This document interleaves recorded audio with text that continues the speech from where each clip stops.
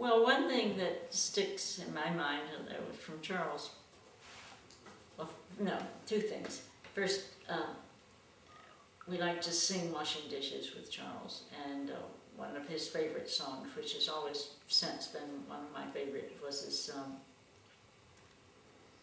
the one that says, when through the deep waters I call you to go. When through the deep waters I call you to go, the rivers of woe shall not they overflow. I'll sanctify, no.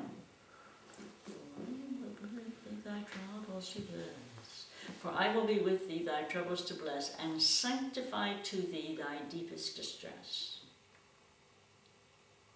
Well, that was good. I always used to think of that one later, or earlier, or whenever. It was always very difficult for me to give a witness. I just couldn't think of anything to say. And in a way, that was a deep distress. And that was, you know, in a way, you see the blessing of that. Later on, one of my deepest distresses was trying to learn French and to communicate in French in France. But then a couple of years ago, I was working with Elise Packard and others in Rwanda for a couple of weeks, and I was the only one on our team, the external team, who could speak French. Though my French is not great, it was plenty good enough to communicate with them. And I had such a wonderful relationship with the Rwandans, where I felt so absolved from that. But that's one thing I learned from the Hahns.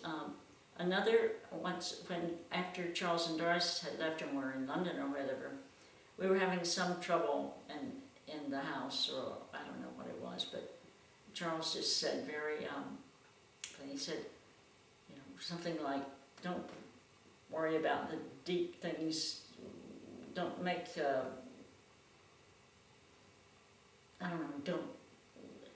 don't try to figure all this out. Just get your structures on the wall, get your assignments up, you know. It's just like, you do what's necessary.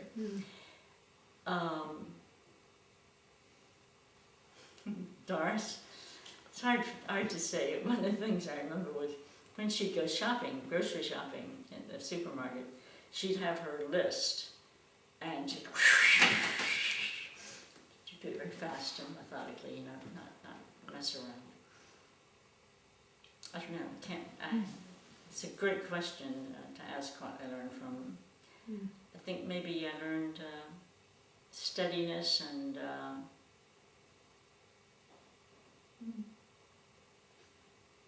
integrity.